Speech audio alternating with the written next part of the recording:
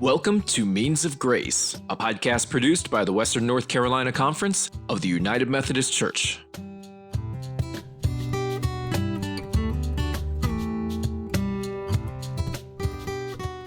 I always enjoy talking to our podcast guests. Today is no exception. That conversation was just infused with hope for ministry in the church, hope for the ministry of the church in the world, and hope for the kingdom of God. We give thanks for our seminary students and for those who have the passion for continuing to do the work of Christ in the world. If you know someone who might be experiencing a call to ministry or for whom you recognize gifts for ministry, I hope that you'll share this podcast with them. Nurture and encourage them, be a part of their village. And if you need some next steps for how you might pursue seminary or candidacy in the United Methodist Church, get in touch with us here at the conference office. Annalee Allen or I would be glad to talk to you more about what the steps are to enter into the ordination process or the licensing process of ministry in the Western North Carolina Conference. Thank you for listening today. May God be with you and go with us all.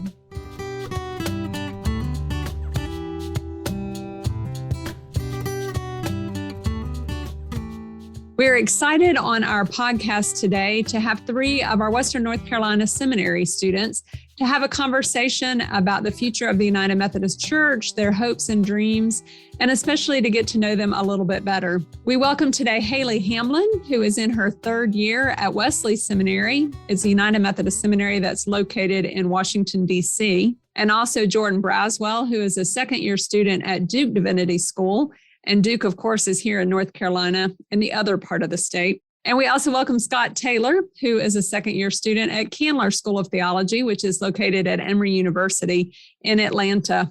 Jesse, I'm glad to be hosting this podcast with you again, and especially because you're also in seminary and a student at Duke Divinity School. If you would be willing, as we get started, you're all pursuing ordination in the United Methodist Church in the Western North Carolina Conference. And as we get to know you better, we'd love to know kind of where you're from and who nurtured you in ministry or nurtured your call. Jordan, why don't you go first, if you will? Thank you all for having me. My name is Jordan Braswell. I am a second-year student at Duke Divinity, and I'm from Charlotte, North Carolina.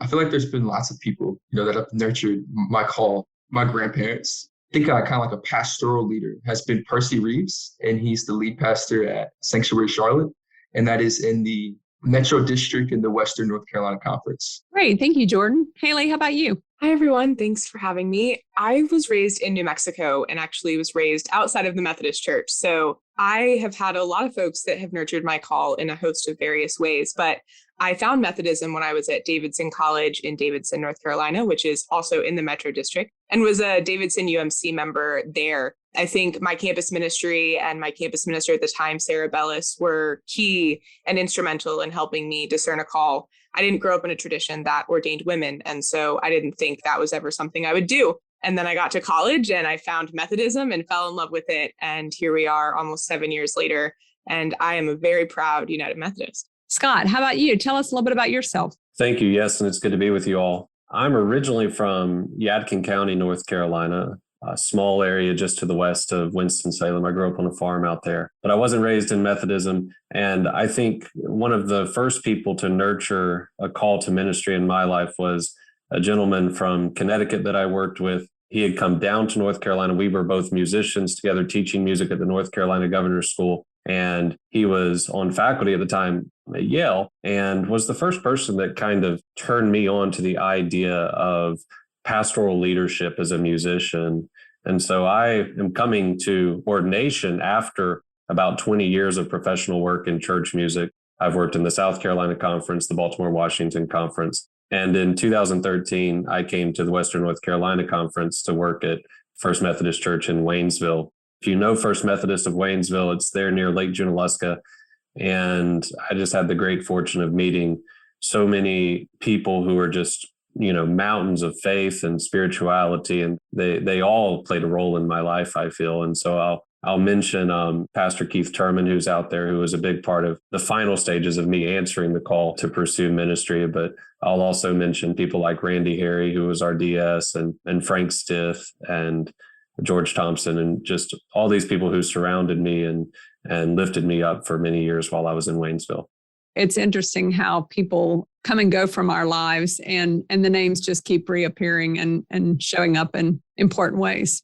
So I am in my second semester in the Duke Divinity hybrid program. And during my first semester, I met my professor, Megan Purdue, who taught us preaching, our first intro to preaching class. And one of the things that she completely kind of changed my mind about and my thinking about as far as preaching goes is I used to think that preaching was a lot like teaching, in the sense that it's like I'm trying to get folks all the information that I can so that they can change their lives. And she kind of helped me see preaching more as an art, more poetic in that sense, more of trying to connect with people in that way. And so my question to you guys is, could you briefly tell us about one class or one professor that has kind of impacted your thinking and your understanding about ministry, kind of like Professor Megan has changed my mind? Haley, can we start with you? Sure. So Wesley has a specialization called public theology. It's one of the key reasons I came up to DC for school. And our senior professor in that area is Dr. Rick Elgendi. And he teaches lots of really cool classes. But the first class I took with him was called Foundations of Public Theology. And it really gave me language to describe my call in an institutional way that I didn't have before. So I've always felt called to activism, to policy change, to looking at institutions and how they impact people, but to do that with the heart of a pastor and to do that in connection with the church. And so that class gave me the language of, how I could actually do that, how the church has been an instrumental part of social change, and especially Methodism. I took that class alongside my United Methodist course. And so it was really cool to learn about John Wesley and Charles Wesley and, the Methodist movement in England and the roles that they played in social change. And then to see how we've had figures and leaders throughout different denominations here, at least in the United States, that have done the same kind of change. And so I think my public theology classes have had the most impact for me to be able to articulate my call, both for ordination, but also to just the random person on the street that says, wait, so you're not going to be preaching in a pulpit every week? And so I've been able to say no, and this is why. And that class really did that for me. Jordan, how about you? Mine's one class, professor and preceptor. Old Testament interpretation, first year of div school.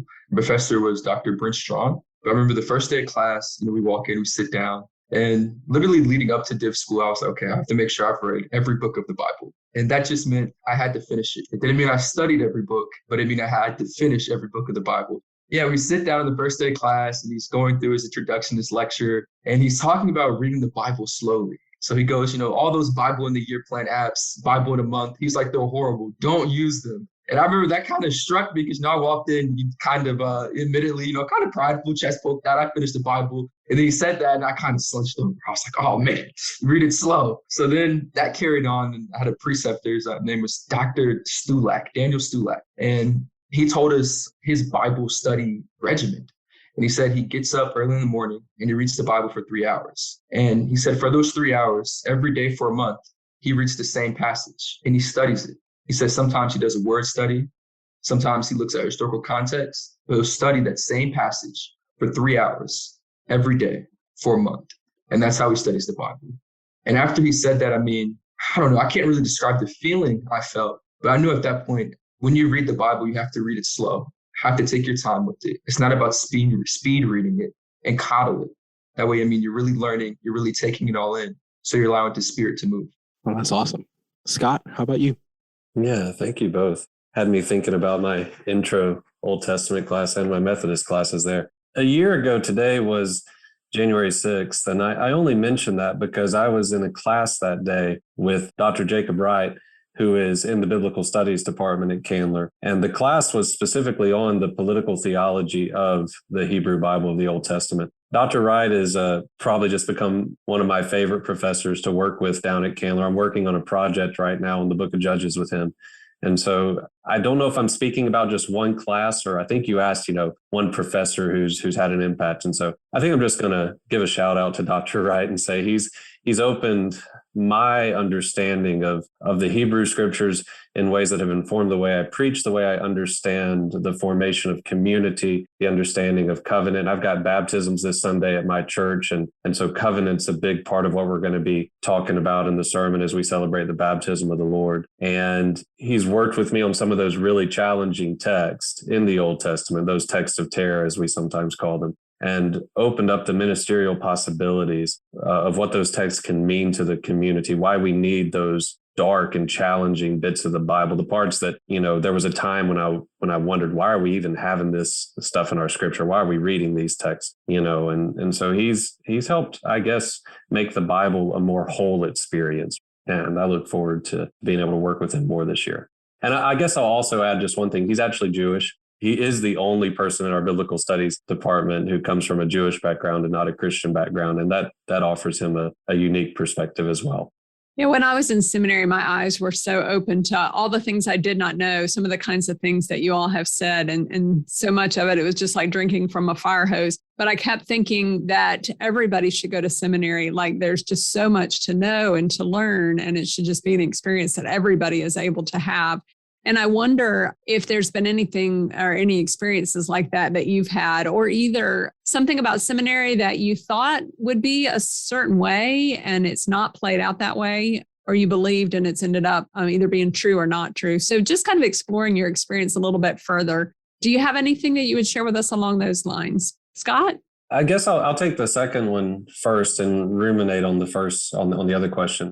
I think something that's been interesting to me about going to seminary, and especially going to seminary online the first year and then for the second year moving to in-person learning, has been the other seminarians. I don't know why, but I just imagine that I would be the only person at seminary who was struggling to understand why in the world, God would call me into ministry. And I say that very humbly, just because I think we all have come together in this moment around some of those same struggles, me and my fellow seminarians, struggling to understand, the nature of our call, but also the nature of the call for us specifically.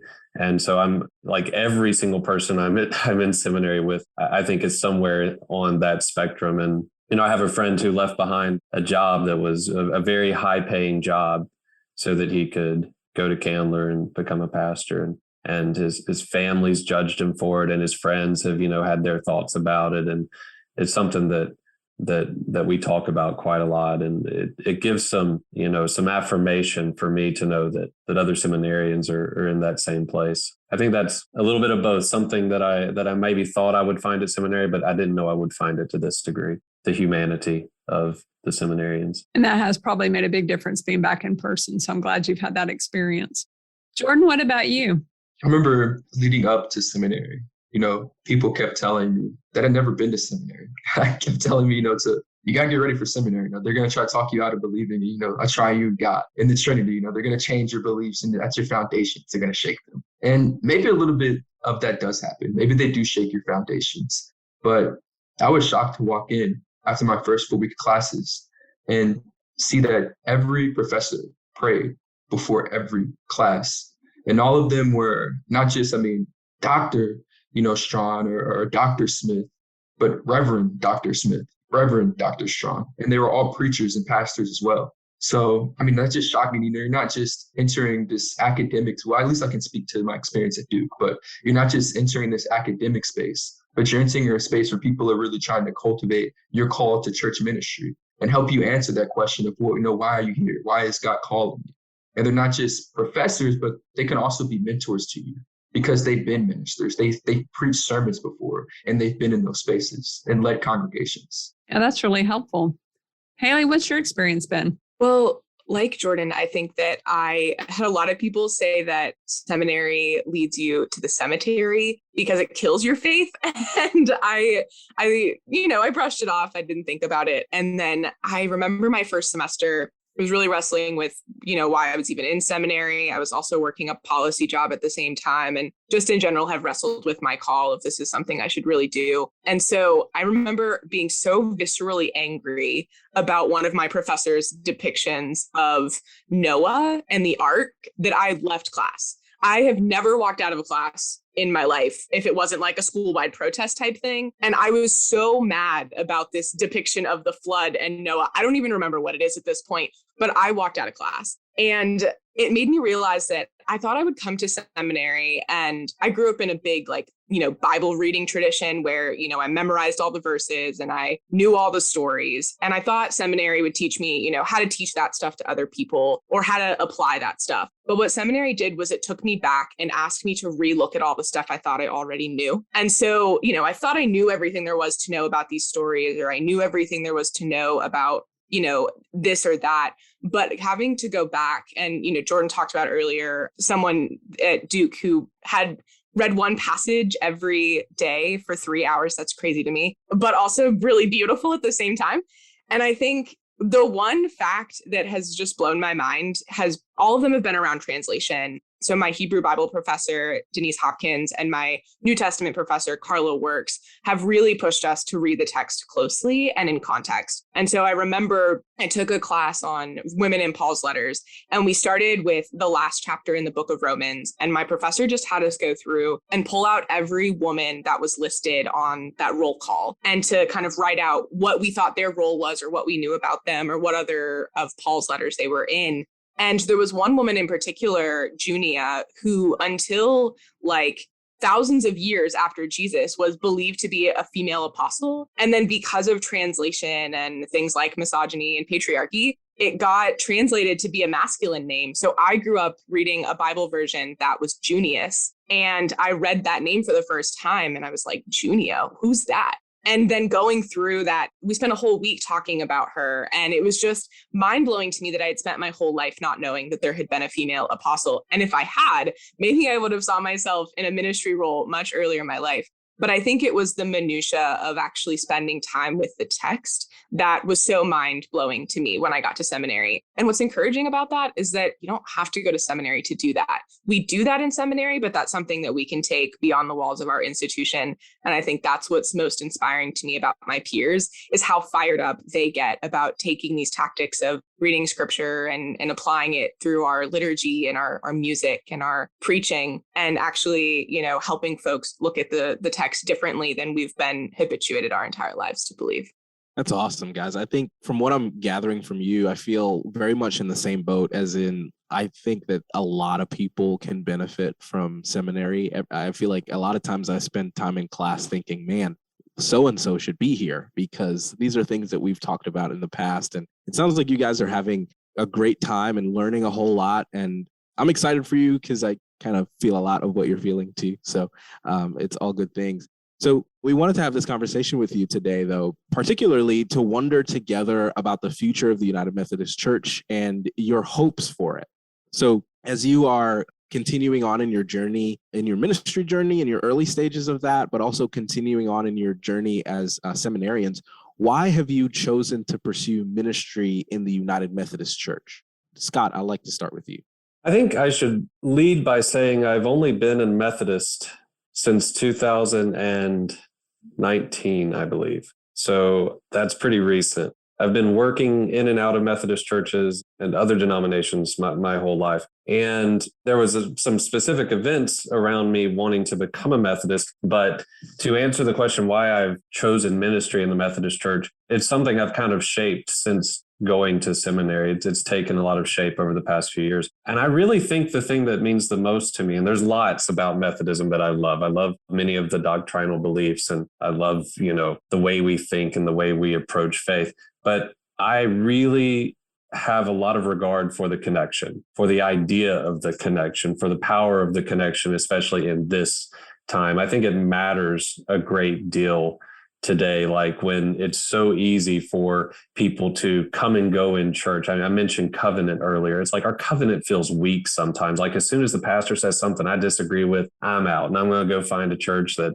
says what I want them to say. We've lost, I think, what the idea of covenant connection was. And so I love how the Methodist Church is kind of stubborn about their connection, even in North Georgia. And I know we've been in the news at times this year. There was a story that I learned in my Methodism class. I took my Methodism class as a summer course before I even started at Candler. And it was after the split in the 19th century over slavery and around the time of the Civil War, when you had the Methodist Episcopal Church and the Methodist Episcopal Church South, in addition to the other branches. I read that they would send delegates from the South to the North for their general conferences, and that the North would send delegates to the South for their general conferences. And they did that for decades and decades and decades. And to me, I read into that there was this hope that we were holding on to this, small ray of hope that the connection was strong enough to survive even the deepest divides.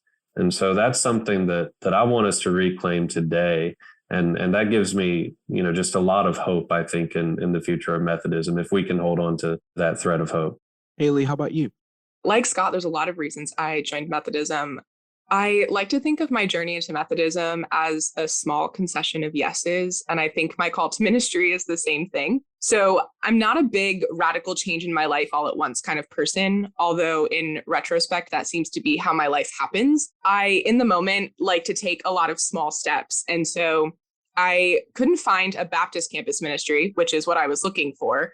And I stumbled into this tiny Methodist campus ministry with like 4 people in our chaplain's office, and they were sitting on couches eating cookies, talking about God. And I thought, well, this place is kind of cool. And Sarah Bellis was sitting there. She was the first female pastor I had ever met. And I was like, that's interesting. I want to talk more to her. And I found that this group of people held me and supported me in a way that I couldn't find anywhere else in college. And I think it goes back to the connection, but also just the love that we have in the Methodist Church for people of all kinds, whether that person is in the pew next to you, whether that person is on the street as you leave church, whether that person is in the grocery store, or, someone in your family that is troublesome to deal with. The love that we carry is incredible to me. And so I just felt like the Methodist Church really held me during a tumultuous college season. And then I found that who I was as a person really matched with what the Methodist Church was. So the connectionalism, the quadrilateral, I love that thing so much. I was always trying to find a tradition where I could ask a lot of questions and also have a lot of faith. And I could never find a tradition that would let me hold those both with such great regard. And so to be a Methodist, I think, I don't know who said this, but at some point someone said this to me that, our doubts and our questions aren't signs of unbelief, but they're signs of great faithfulness. And I've really carried that with me, that I can have these questions and I can be engaged in the rational side of myself and the intellectual side of myself and still be on fire for Jesus and have those kinds of all-consuming spirit moments that none of us can really explain at the same time. And so, for me, ministry came about as a small concession of yeses. It was first a call to theological education. I said, all right, God, I guess I'll apply. And then it was, well, now I got in. So it was like, well, I guess I'll go visit. So then I visited, and then it was like, well, none of the other things I applied for worked out. So I guess I'll go to seminary. And then it was like, well, there's this candidacy thing happening, and it's, I have the money to go and I've been invited. So I guess I'll go to the candidacy thing. And every time I feel like I try to run further and further away from my call, I'm just pulled back in like a rubber band, even closer to the center of where God is calling me. And so now I see my call to ministry as inevitable. It's, a core part of my identity. But the Methodist Church has been, something that has held me and represents me in so many ways that I oftentimes feel like, I am a part of it and it is a part of me, and we're all this kind of organism together. And maybe that's what connectionalism really is. It's not so much being in relationship, but actually holding pieces of one another together. So that was really frou-frou and kind of mystic, but, I've been hanging out with the mystics the past couple of years, so maybe they're actually starting to have an influence on me. I actually had the privilege of meeting Haley during the candidacy process in 2019. And I think we both relate in the things that we enjoy and the things that we appreciate about the Methodist Church. And Scott, you and I as well, around the connectionalism, but also that inclusive nature that, John Wesley and others fought so much to end slavery and things of that nature, just made me feel like this is the place for me. And I serve at a church where the majority of our congregation are from a Baptist tradition.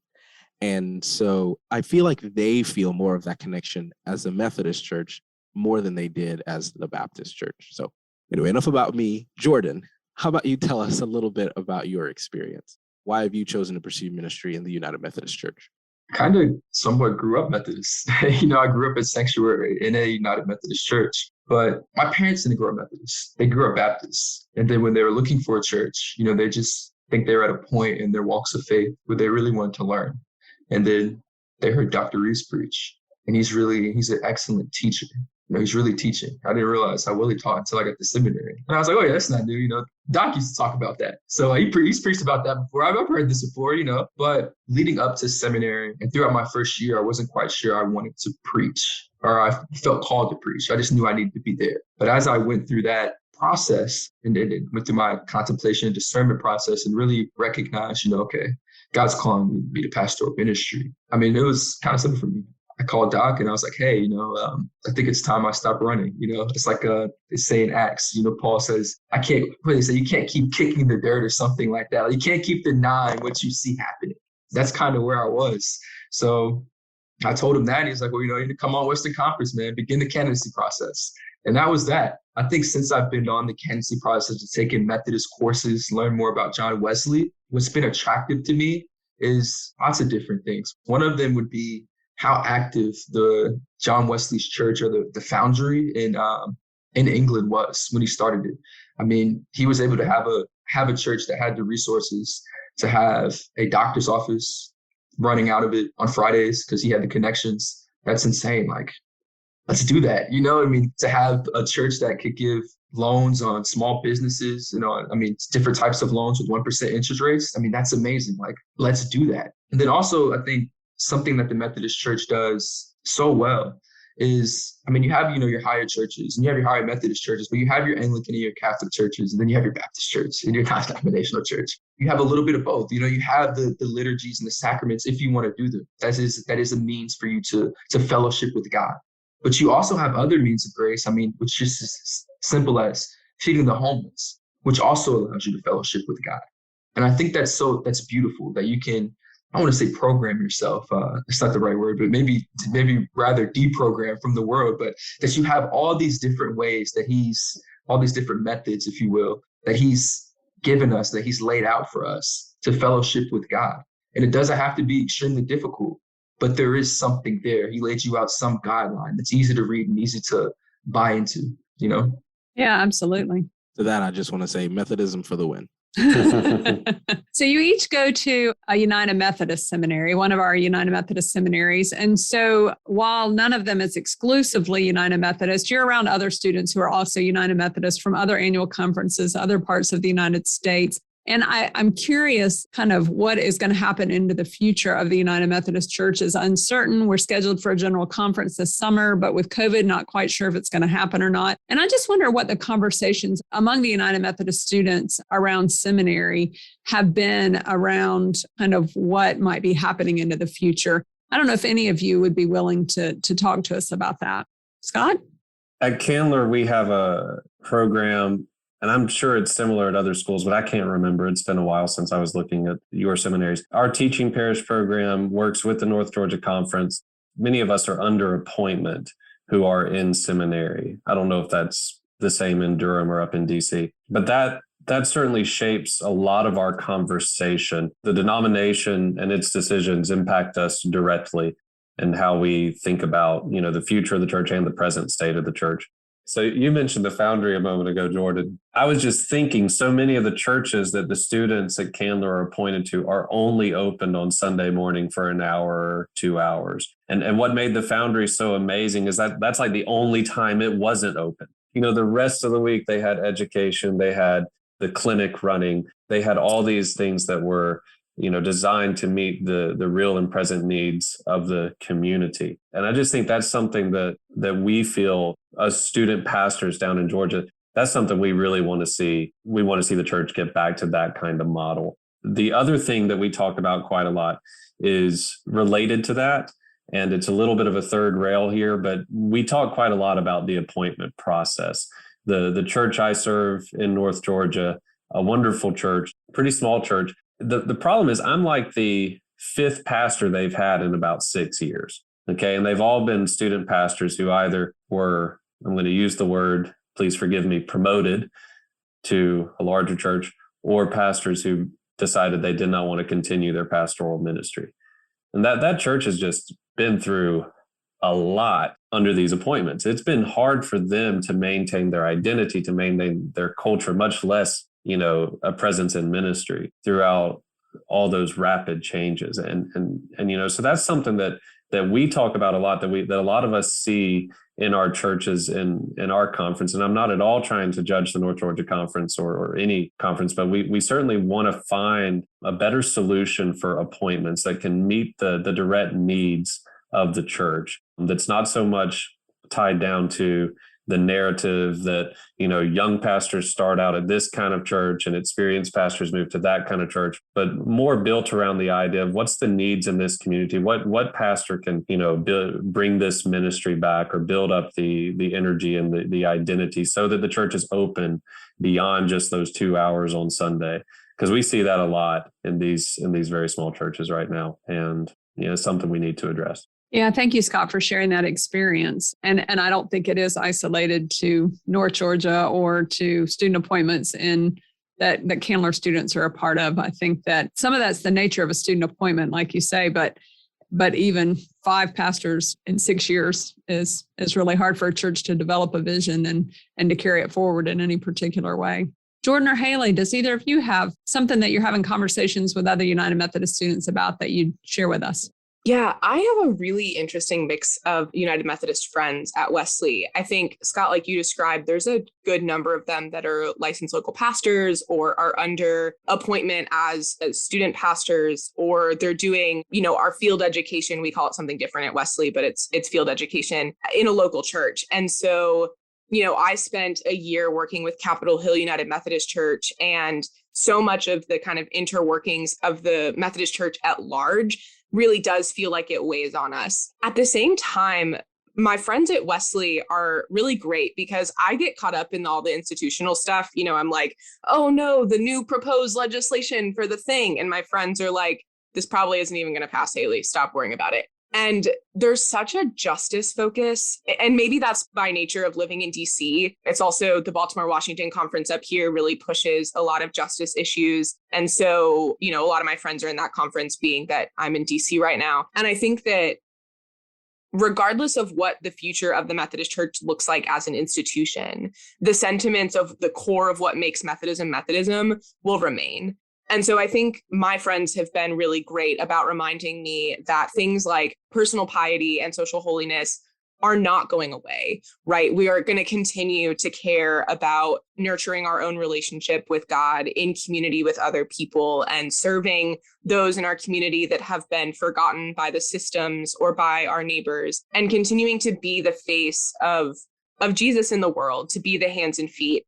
Teresa of Avila, here I go quoting a mystic here, but Teresa of Avila has this beautiful prayer where she says, Christ has no hands, no feet on earth but yours. And I think that Methodism has really embraced that sentiment that, it goes beyond what happens on Sunday morning and what happens during Sunday morning. I think that's also a really cool thing about seminary, is that we get to hear so many different kinds of liturgy plans and sermons, and what music are people using and how are people incorporating justice issues into their Sunday morning worship liturgies. And so at the foundation of it, the Methodist Church will look different. It's looked different throughout its entire history.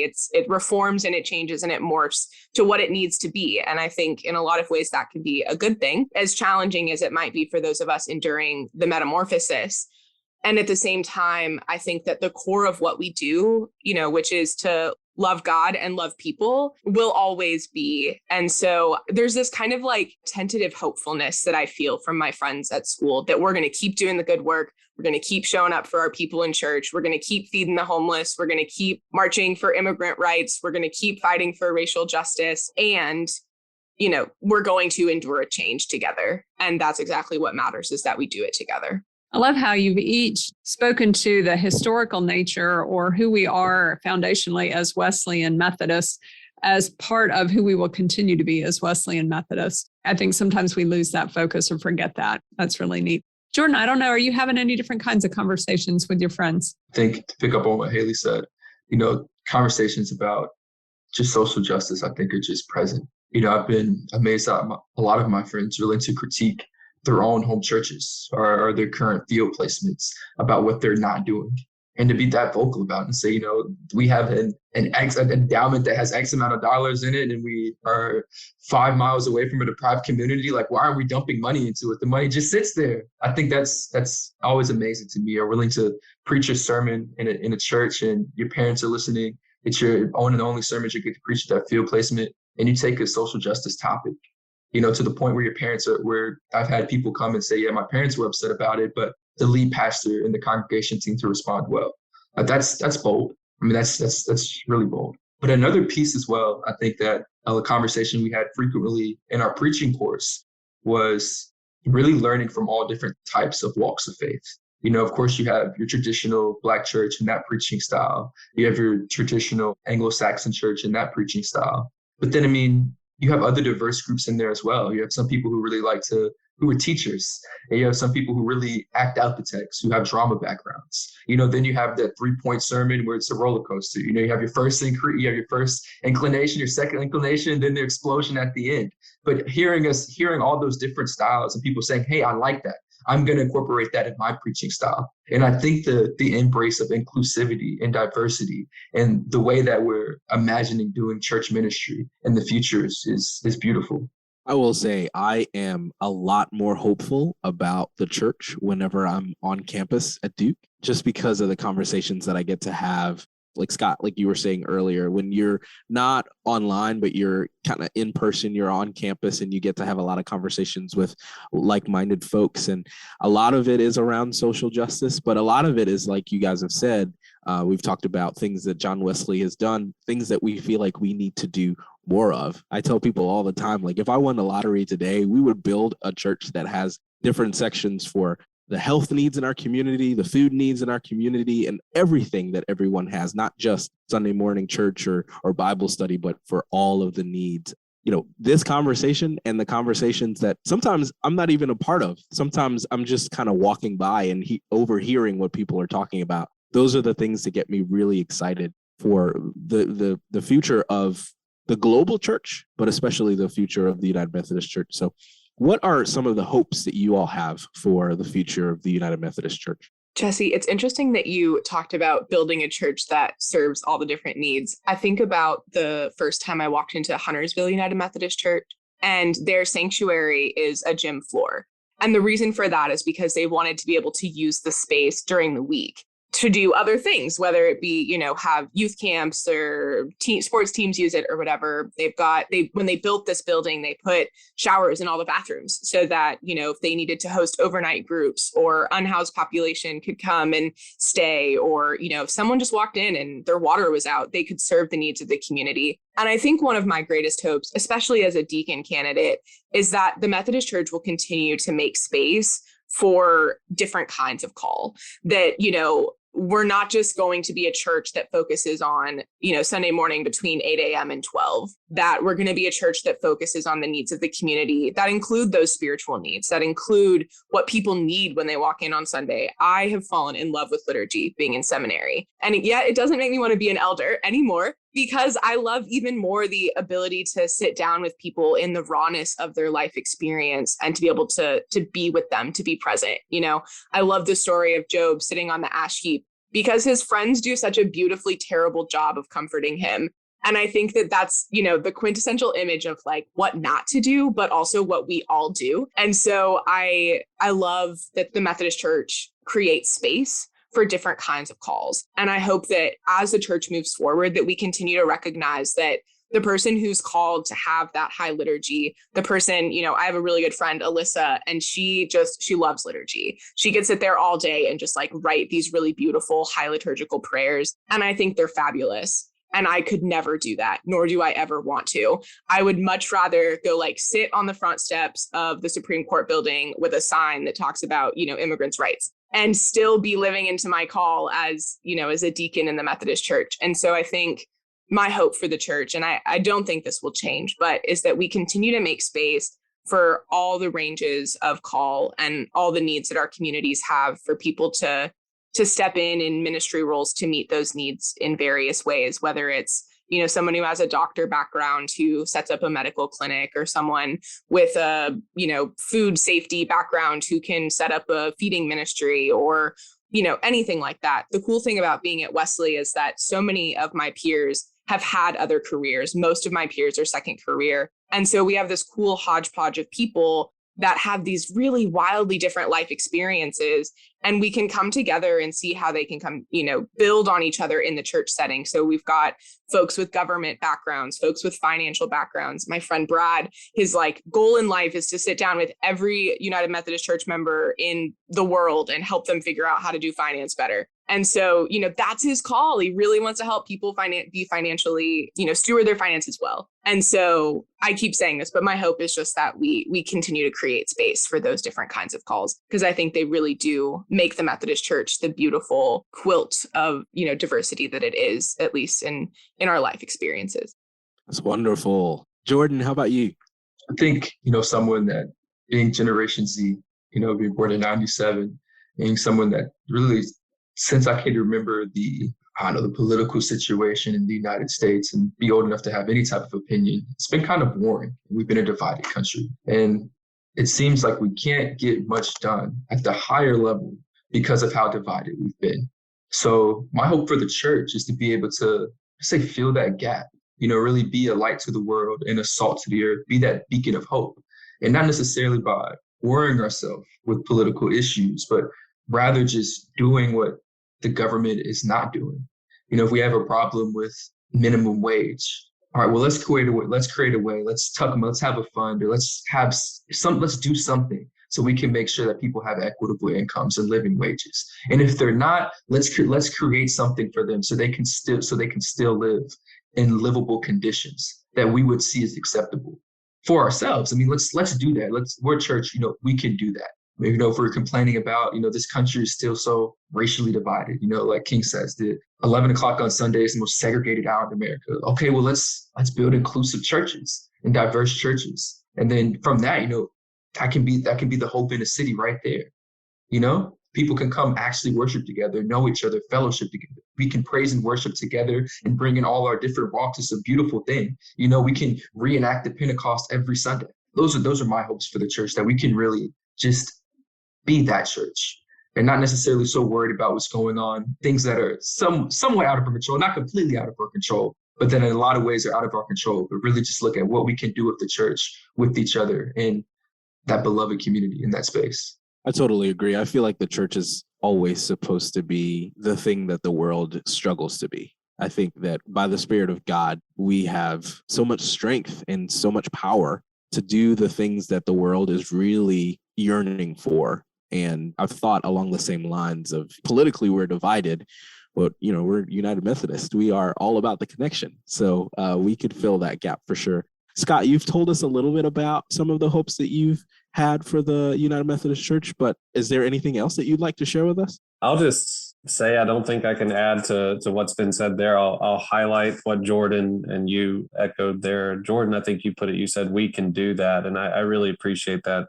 I think I am appointed in a place that has forgotten that. They have forgotten the world-changing mission that they've been both given, but also given the power through God to enact. I was thinking of that story from the Gospels with the rich ruler who comes to Christ and does all the right things, right? Keeps the commandments, honors his father and his mother, and all those things, all that litany. And Jesus says, well, you lack one thing. And it's, brings in, selling his possessions and says it's harder for the camel to pass through the eye of the needle. And then, and I feel like, there's some bystanders there who say, well, what can anyone do to be saved then?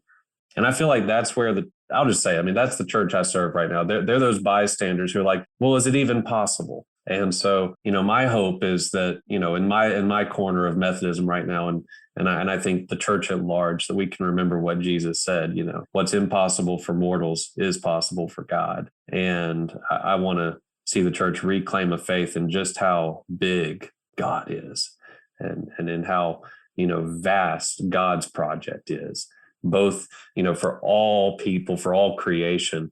And it's beyond anything we've imagined. We need to dream some God-sized dreams again, don't we? That's what I hear when I hear Haley and Jordan and Jesse. Yeah, that's what I hear in y'all's responses is like, there's God-sized projects and the church is here to dream those God-sized dreams. Amen to that. And I think that there are a lot of corners of the church, as you've mentioned, that are similar to your corner. But I'm hopeful that there are other students like you, Scott, and Haley and Jordan, and myself, who have huge dreams for ways that the church can be different.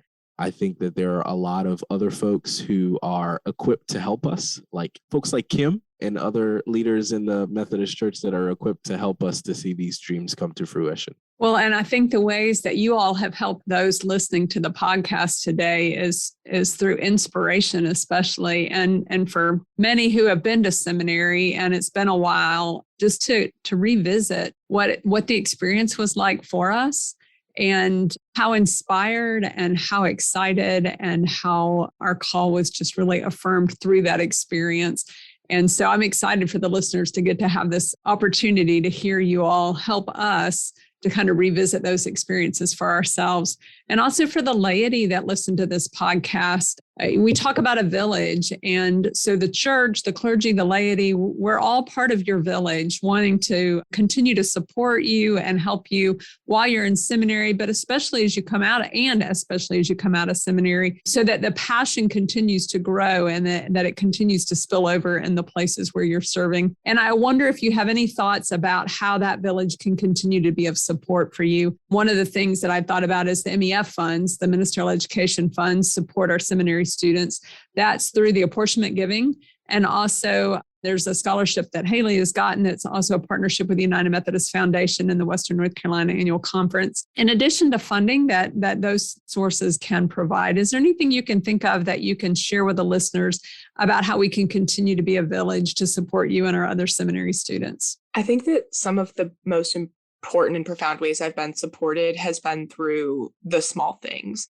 So, church members that have written me cards when I was doing my field education in Texas. I was in Texas in the summer of 2020. I didn't know a single soul down there. I was down there working with a Methodist church, and it was one of the probably loneliest and most isolating summers of my life. And this whole group of people, some from David's United Methodist Church and some through a virtual ministry called Wakening Ministry that Western North Carolina pastor Linda Zastovnik leads, wrote me all these cards. And it wasn't this organized effort. It kind of just happened this way. But all of a sudden, I got one card, and then I got another, and then I got another. By the end of the summer, I had received almost 30 cards of people that had been praying for me and thinking about my journey and sharing their own experiences of missionary work or justice work.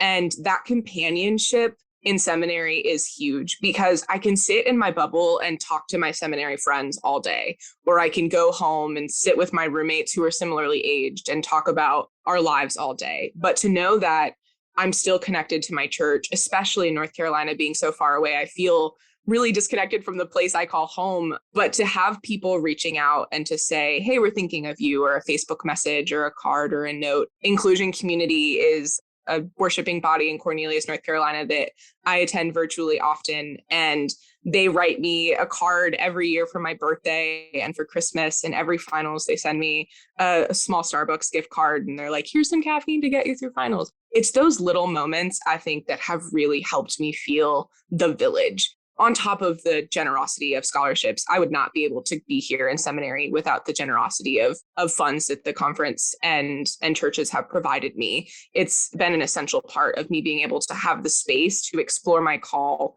rather than feeling like I had to be tied to employment while also being in school. And so, funding and advocating for seminarians to have funding is a huge thing that churches can do as well.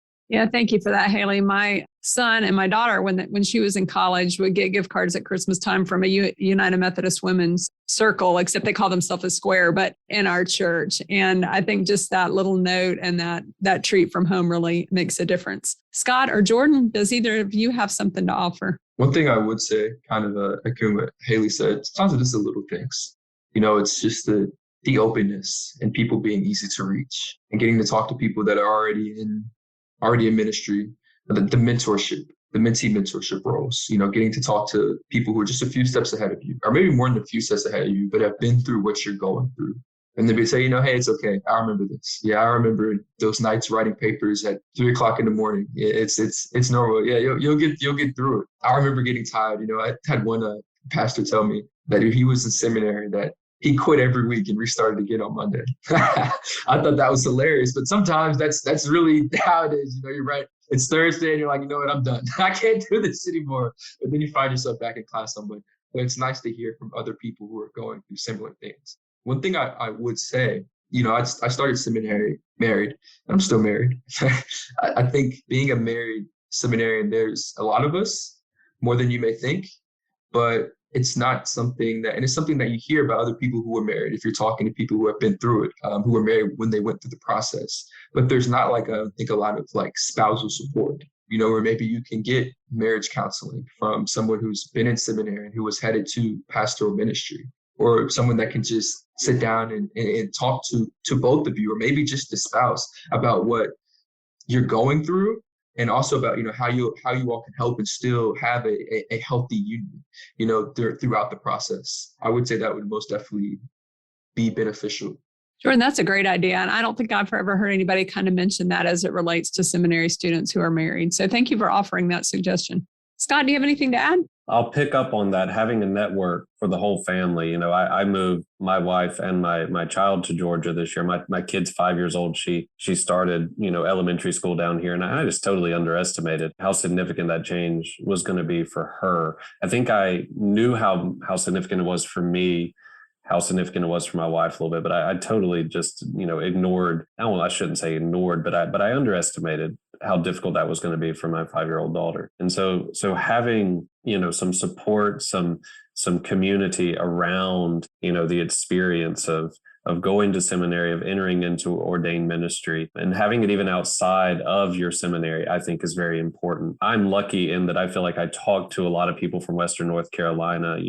Even today, I've talked to multiple people who are serving churches in Western North Carolina. So I feel a strong connection. But I do know some of my other seminary colleagues who are in seminary away from their home conferences. They really struggle with that. I have a friend who's in the Illinois conference, and she just feels completely isolated from her home conference. And so, we've got 3 students here at 3 different seminaries, and it's important that we maintain strong ties and connections with our seminarians. There again, I hadn't really thought about it in terms of families and children and the relocation part for them. So you all have given us, and I know our listeners, a lot of things to think about ways we can continue to support you and other seminary students on the journey. I agree. And I feel very much supported as well. Like Kim mentioned, there's the MEF fund and other funds that are available. That's a huge part of the reason why I decided to start seminary at this time. And also just the folks that I've met at the conference that have been so helpful.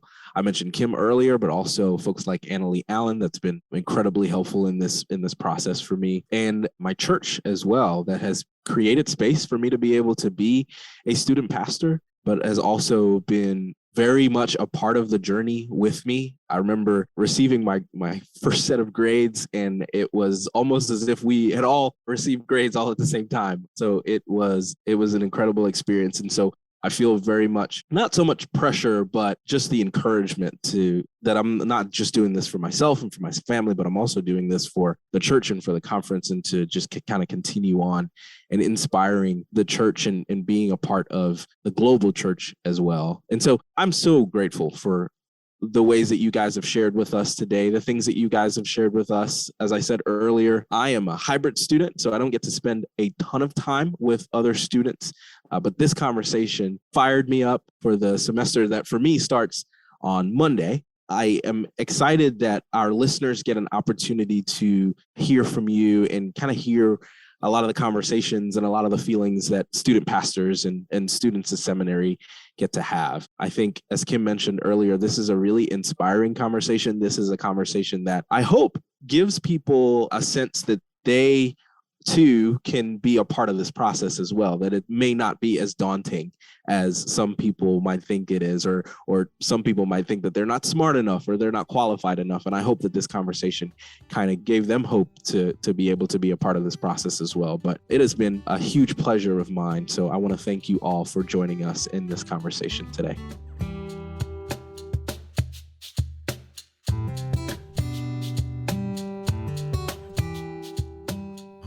Thank you for listening to Means of Grace, a podcast produced by the Western North Carolina Conference of the United Methodist Church. We hope you enjoy listening to these podcasts and use them as a way to stay connected to our community. Remember to subscribe to Means of Grace for free on Apple Podcasts, Spotify, or wherever you get your podcasts. Please leave us an honest rating and a review. It helps others find this podcast. Follow the WNCC on Facebook, Instagram, and Twitter at WNCCUMC. Once again, that's at WNCCUMC.